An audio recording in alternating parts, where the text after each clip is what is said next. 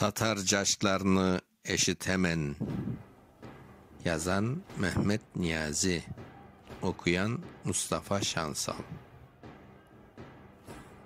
Eşitemen şu Kırım'da, Kazan'da, Orenburg'da, Türkistan'da, her yakta Tatarlıkını coymak için tırışkan bir kuvvet var, kolu kanlı, kalbi tas.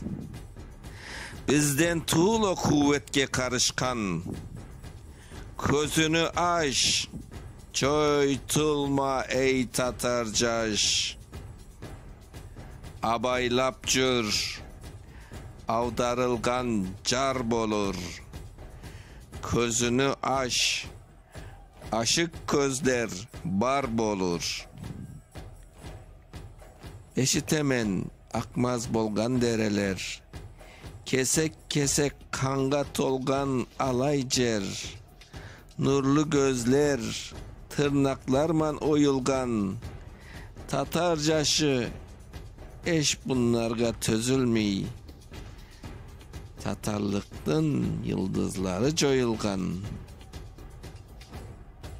Şay bolsa da kene ümit üzülmey. Aldın mı kır şukur çapkan kar bolur. Ötkür bolsan jurtun saga yar bolur.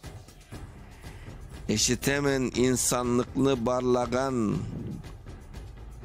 insanlıkını insanlarga carlagan.